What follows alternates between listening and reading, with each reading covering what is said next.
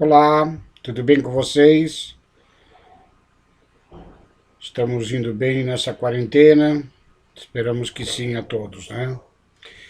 Então, após a Renata terminar a parte A da 13ª lição, nós vamos agora para a parte B, onde exatamente a parte que a Renata fez, ela termina com aqueles valores e bem-aventuranças que Jesus nos faz no Sermão da Montanha, né?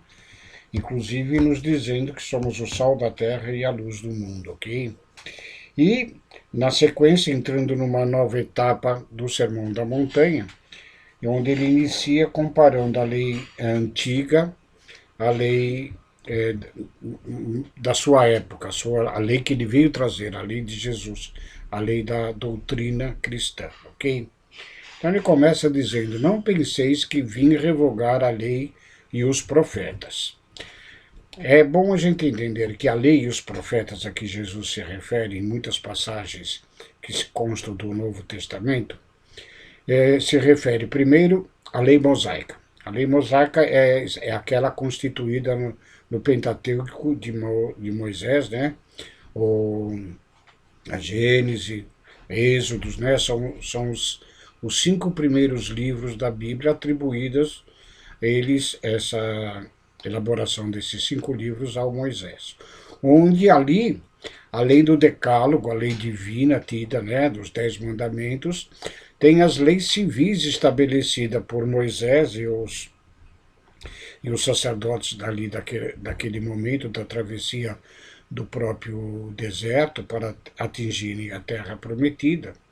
Então, quando Jesus fala e os judeus falam sobre a lei, eles estão falando das leis contidas no Decálogo e nas leis civis estabelecidas por Moisés, que por uma questão de fortalecer a imposição ao povo ainda muito ignorante, eram atribuídas como sendo lei de Deus.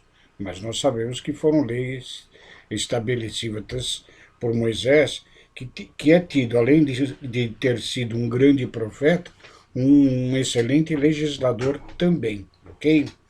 Então a lei e os profetas. Os profetas se referem ao livro dos profetas que constam, evidentemente, da Bíblia no Velho Testamento, que foram aqueles profetas que trabalharam muito quando o povo judeu se manteve cativo de outros povos, e esses profetas eles prediziam as situações, eram tidos como os que conheciam e tinham um intercâmbio com a divindade, com Deus, e os profetas eles traziam as leis morais igualmente para que o povo se voltasse para o Deus único, né? Nós sabemos que quando cativos, em muitos momentos o povo judeu esteve pendente a se estabelecerem com os deuses do Egito, os deuses lá de Nabucodonosor, lá da parte da Mesopotâmia, ok? Então, estes profetas vieram para trazer o povo judeu de volta à crença do Deus único e a não adoração dos deuses estrangeiros, certo? Então, quando Jesus fala, eu não vim destruir a lei e os profetas, ele se refere ao Pentateuco e ao conjunto dos livros dos profetas, ok? E, continuando aqui no nosso livro, ele diz o seguinte: não vim revogá-las, mas dar-lhe cumprimento. E, aqui na Bíblia, tem uma interpretação que eu acho melhor, que é um pouco mais exata do que Jesus fala. Ali, em muitas obras, se fala: eu vim dar-lhe cumprimento à lei e os profetas, mas não revogá-las. Mas aqui na Bíblia, ela diz o seguinte: não julgueis que vim abolir a lei e os profetas. Não vim para os abolir, mas sim para levá-los à perfeição. Que, na realidade, se a gente agora segue um pouco adiante nos próximos capítulos do nosso livro, no estudo do Sermão da Montanha, O que de fato Jesus vem trazer é um complemento, um aperfeiçoamento do que lá está contido na lei e os profetas, ok? E esta questão dele trazer esse aperfeiçoamento, ou dar-lhe o cumprimento, como queiram muitos, né? É o que faz, na maioria dos casos, os fariseus, que eram donos, os sacerdotes, a família, a casta sacerdotal, à época de Jesus, a se irritarem profundamente com o mestre. Né? Porque se a gente vai ver um pouquinho mais adiante, é, no capítulo 5 do Sermão da Montanha, e no versículo 21, Jesus diz o seguinte: ouvistes o que foi dito aos antigos, não matarás, mas quem matar será castigado pelo juízo do tribunal. Eu, porém, vos digo, esta frase de Jesus, eu, porém, vos digo, é que tem para os fariseus, os saduceus, os escribas, todos aqueles judeus que foram contra ao mandamento de Jesus, da lei de amor, de se irritarem e de chamarem Jesus de herético. Quem era, afinal, aquele homem, um simples carpinteiro, vindo lá de Nazaré, que já diziam que nada de bom vem lá de Nazaré? Quem era ele para desdizer a lei antiga e lhe dizer, mas eu, porém, vos digo, quem era ele para dizer alguma coisa? E veja que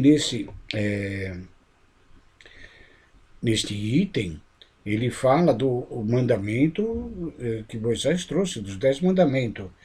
Ouvistes o que foi dito aos antigos, não matarás. Eu, porém, vos digo, todo aquele que se irar contra o seu irmão será castigado pelo juiz. Ou seja, Jesus aperfeiçoa a ideia de não matar. Ele diz que não só não deve matar, mas como também não causar mal, infligir mal algum ao seu irmão. Não ofendê-lo de forma alguma. Por isso que eu prefiro a tradução de que quando diz que ele não veio abolir as leis e os profetas e dar o cumprimento, eu prefiro que ele venha dar o aperfeiçoamento à legislação antiga dos 10 mandamentos. Tanto é que nós temos no capítulo O Evangelho segundo o Espiritismo, na lei do amor, onde Jesus vai resumir os 10 mandamentos em 2, basicamente, que é amar a Deus sobre todas as coisas e ao próximo como a ti mesmo.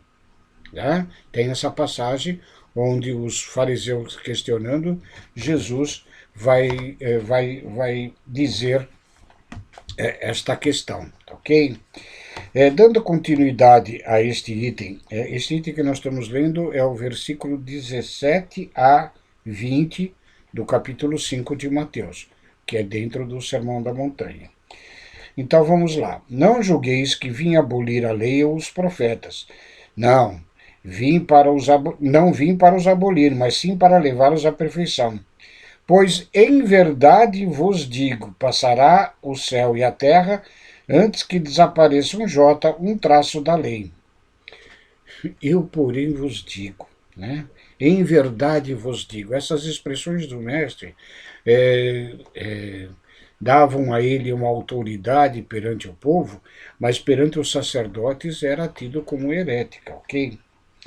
E ele continua: aquele que violar um destes mandamentos, por menor que seja, e ensinar assim aos homens, será declarado o menor do reino dos céus.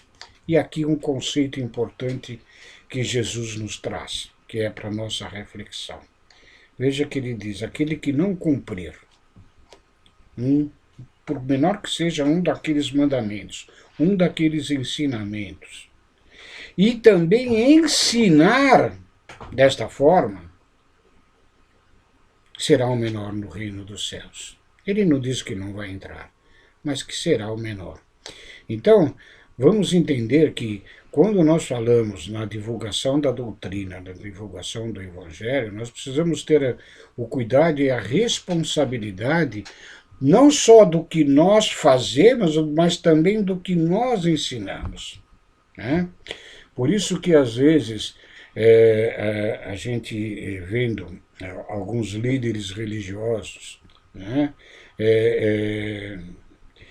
ensinando certas práticas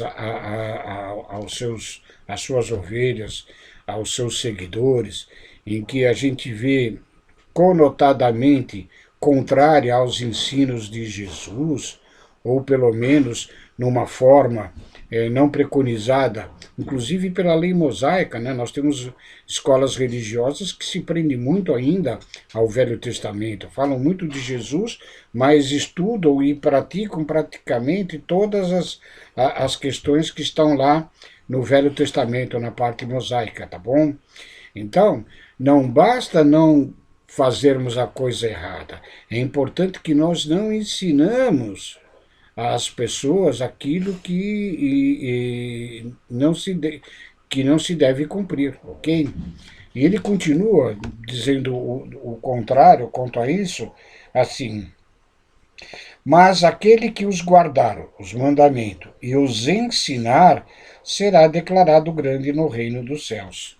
Ou seja, está aqui em Sermão da Montanha a nossa responsabilidade não só da prática do seu evangelho, dos seus ensinos, incorporando em nós o entendimento que hoje a doutrina espírita, para nosso entendimento, nos esclarecedora e faz com que a gente aperfeiçoe o nosso entendimento dos ensinos de nosso Mestre Jesus, é importante também que ensinemos a todos aqueles que conosco convivem. Quando nós, pais, temos os nossos filhos e não os educamos dentro dos preceitos evangélicos, nós estamos falhando nessa parte.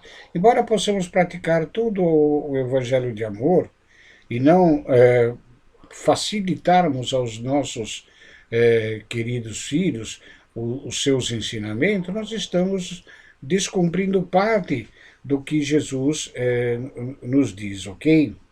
E assim, se bem que o exemplo, que se nós conseguirmos dar o exemplo da prática do Evangelho de Jesus, respeitando os nossos semelhantes, amando-os, perdoando-os, compreendendo aqueles que têm alguma desavença conosco, esta atitude já faz com que os nossos filhos, as pessoas que estão à nossa volta, também sejam de uma certa forma ensinadas. Mas eu pessoalmente acredito que mais do que o exemplo, nós devemos nos pronunciar em favor do Evangelho, ok? E ele termina no versículo 20 dizendo o seguinte: digo-vos, pois, se vossa justiça não for maior do que a dos escribas e fariseus, não entrareis no reino dos céus. O que ele quer dizer? Que se nós fizermos só aquilo que os fariseus e os escribas faziam, e nós sabendo, estudando a obra do Novo Testamento, de que Jesus os considerava puramente hipócritas por executarem somente a exterioridade dos conceitos espirituais da lei e os profetas, na qual eles apenas se atinham às práticas como a lavar a mão antes de fazer a refeição, né? E Jesus diversas vezes os recrimina por esta prática tão somente exterior.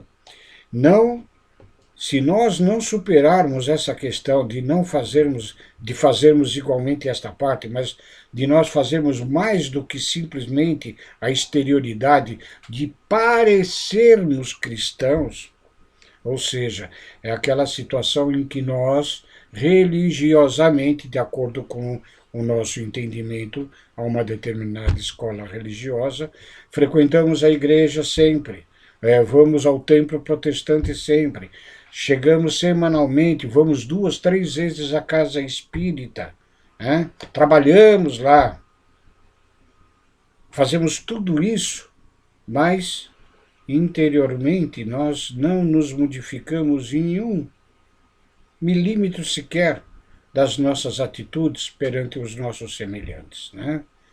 Se alguém nos ofende, a gente se magoa, não perdoa. Se a gente não consegue mantermos, está tão hoje em voga aí nesses dias a questão de volta que foi iniciada nos Estados Unidos com aquele ato do policial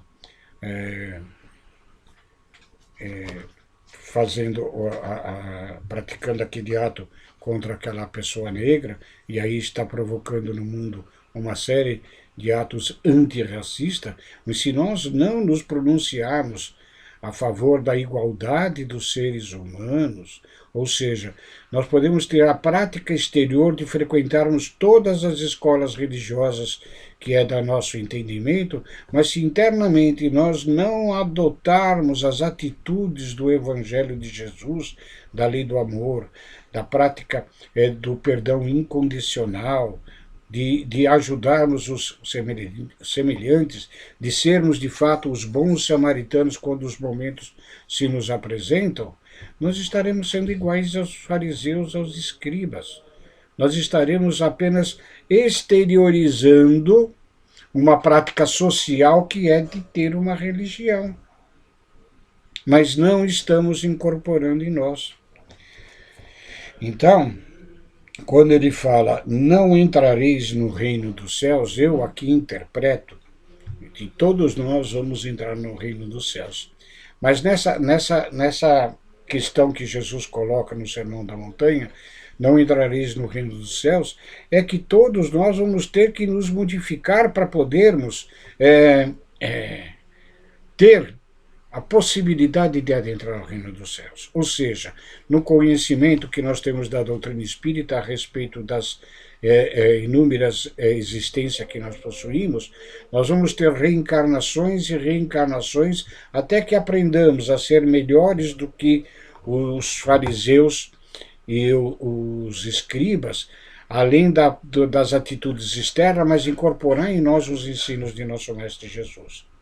Então, enquanto nós, nas diversas encarnações, nas sucessivas existências que vamos ter, enquanto não superarmos esse aspecto hipócrita da nossa parte, nós não vamos adentrar o reino do céu. Ou seja, nós não vamos caminhar no nosso processo da evolução. Nós vamos ficar estacionados. Já comentamos em outra ocasião que imagine vocês que quando um aluno, ele, por displicência, por preguiça, ele não estuda as matérias daquele ano que ele está frequentando na escola, e evidentemente ao exame final ele é reprovado, ele tem que repetir aquele ano e fazer tudo de novo, ok? Entendo que para nós é muito mais complexo essa situação se nós não entendermos a nossa responsabilidade perante o nosso próprio processo evolutivo, porque a gente não perde um ano, não perde 2, não perde uma década, a gente perde uma existência inteira. Eu, e talvez aqueles que têm mais idade como eu, imaginem tudo que nós vivenciamos.